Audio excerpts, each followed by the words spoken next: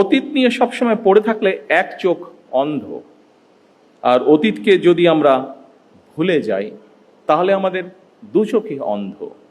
সুতরাং আমরা যেমন অতীতকে একদম ভুলে যাব না, ভুলে যাওয়া চলবে না, ঠিক একইভাবে খুব বেশি দিন না, নিকট অতীতেও আমরা দেখেছি যে অতীত নিয়ে এত বেশি চর্চা হয়েছে যেটা আমাদের সামনে ভবিষ্যৎ আছে সেই ভবিষ্যৎকে বাধাগ্রস্ত করেছে।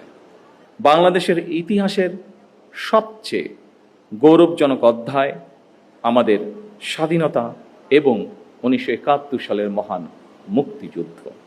আজকে মঞ্চে উপস্থিত যারা আলোচনা করেছেন তাদের মধ্যে বেশ কয়েকজন উপস্থিত আছেন যারা সরাসরি মুক্তিযুদ্ধে অংশগ্রহণ করেছিলেন।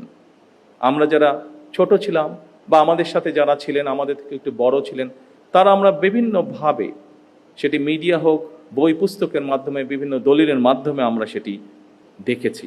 কিন্তু শেষ পর্যন্ত তৎকালীন বিশ্বে অন্যতম শক্তিশালী সেনাবাহিনী ছিল, তাদের বিরুদ্ধে আমরা বিজয় ছিনিয়ে এনেছিলাম এই বাংলাদেশের মানুষ।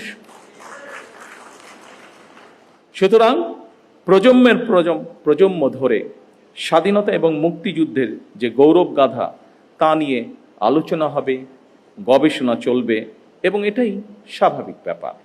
তবে আলোচনা, সমালোচনা কিংবা গবেষণার নামে এমন কিছু করা বা বলা অবশ্যই আমাদের জন্য ঠিক হবে না, যেটি আমাদের স্বাধীনতা এবং মুক্তিযুদ্ধের যে গৌরব ইতিহাস তাকে কোনোভাবে খাটো করতে পারে।